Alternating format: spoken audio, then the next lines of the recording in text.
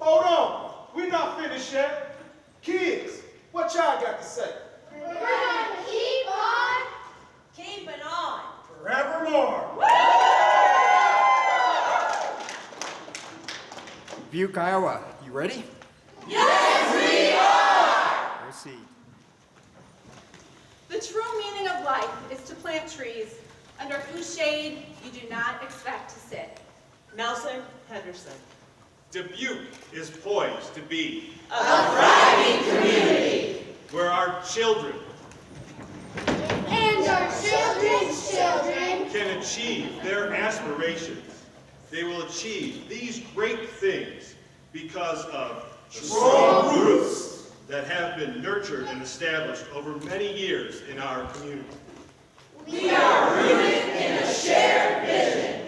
In 2017, in coffee shops, churches, senior centers, classrooms, festivals, and online, 6,000 residents contributed 12,500 ideas about what they thought the future should look like. The result is the Imagine Dubuque. comprehensive plan, a bold call to action that will be implemented by the residents, businesses, and organizations who created it. We are rooted in equity. In 2012, business leaders identified workforce challenges related to Diversity, Equity and inclusion. and community leaders took an honest look at data, acknowledging that structural inequities are keeping some individuals in our community from reaching their potential. The inclusive Dubuque Network Was formed and is now guiding our community's learning and efforts to ensure that every resident in Dubuque has access to the resources and opportunities they need to be their best selves. We are rooted in authentic two-way engagement. Our vision can only be realized when we truly see each other and when we openly listen to each other's challenges and dreams. Over 2,000 individuals shared how they have experienced inequities in our community to complete the first community equity profile. 60 organizations Join forces to advocate for change around racial equity issues. Let us put our minds together to see what we can build for our children. Chief Sitting Bull. Our community is maturing from A strong root system.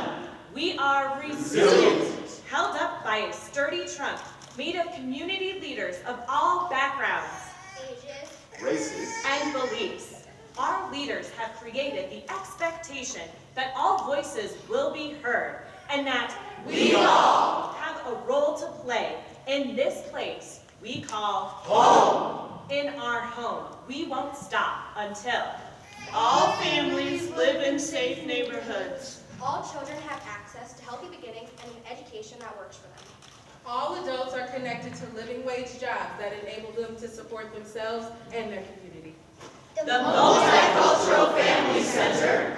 Opened in 2005, an inviting and safe place for community members. Here, people as young as 5 and as old as 90 come together to learn about each other. The young men and women who walk through the doors of The Fountain of Youth. have grown up in generational poverty, and many have a history of incarceration. In just 2 years, mentors have helped 120 individuals examine the poverty cycle in their own lives, gain meaningful employment, and achieve other important milestones like regaining custody of their children. At the Dubuque Dream Center. Youth and families are building on Dr. King's dream of transforming communities by embracing, empowering, and unifying those who live there. Through In Your Life mentorship, students are improving their academic scores, participating in academy sports and performing arts that they can't afford, and setting goals for their future. These organizations are making an impact in our community. Like nature, We are always growing. this story is not about our achievements, but about Our work in progress. I am only one, but I am one. I cannot do everything, but I can do something. And because I cannot do everything, I will not refuse to do the something that I can do. Edward Everett Hale. In a fertile environment created by genuine communication, collaborative institutions, we will do great things Together. Great things like the Pacific Islander Health Project. For the past 11 years, Crescent Community Health Center grew its patient base by nearly 40%, but not all families in need were being served. Between 600 and 800 Marshallese residents called Dubuque home, the largest population in Iowa. Recently, 58% of Dubuque's Marshallese said they had not seen a doctor within the last year. 60% have diabetes, nearly 30% have heart disease, and 5% have cancer. Mercy One Medical Center in Crescent partnered with residents to develop an accessible health care for the Pacific Islander population. Marshallese residents were hired to engage with the community in a way that was natural for them. Trained medical providers break down systemic barriers. Families attend healthy behavior classes, learn to cook with foods not native to their home country, and seek medical treatment. Early results show a 38% decrease in emergency room visits, a 60% decrease in missed appointments, and an improvement in the marker for diabetes in many of the participants. Sometimes, change happens when we change minds.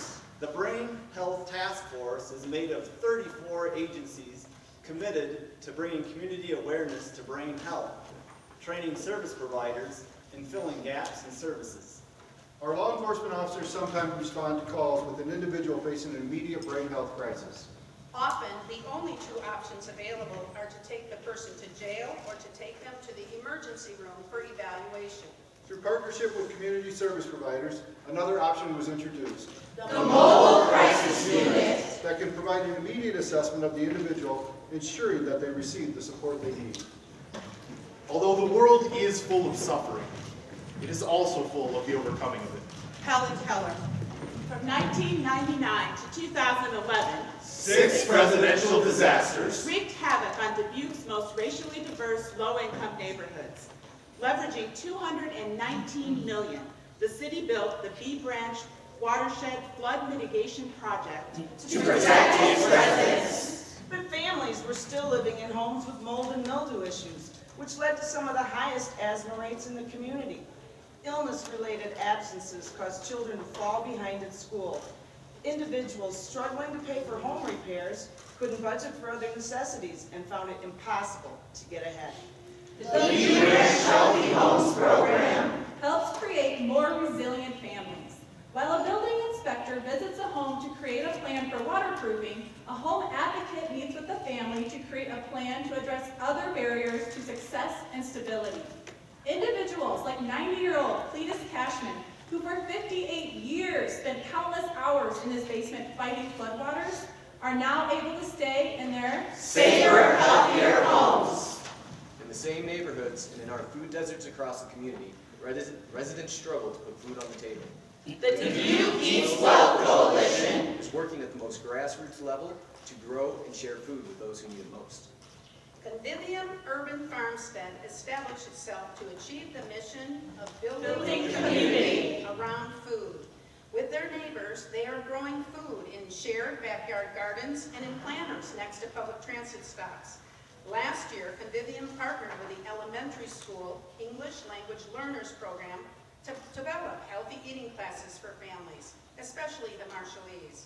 Together, they are growing, shopping for, and cooking healthy food, and getting to know each other in the process. Our homeless residents are some of our most food insecure. But at the Dubuque Rescue Mission, an organization which provides shelter for homeless men and free meals for all in need, a community garden provides over 2,000 pounds of fresh produce each season to provide organic, healthy meals. The men spend their days in the garden, which builds employment skills and acts as an important form of therapy. This urban farm is a thriving connection to nature in our bustling downtown. And at the Downtown Farmers Market, the Double Up Food Bus program is stretching the values of SNAP benefits, providing a dollar-for-dollar match to purchase fresh fruits and vegetables for low-income families. Programs like market tours and cooking classes help those who may not have experienced these fresh, healthy items before. It's not one, but many things that prevent us as individuals, As a community, from becoming our best selves. So we know there is no one solution that will create the place that we want to leave for future generations. Chief Seattle said, We do not inherit the earth from our ancestors. We borrow it from our children. The seeds planted by our ancestors have strong roots now. We only need to stay grounded.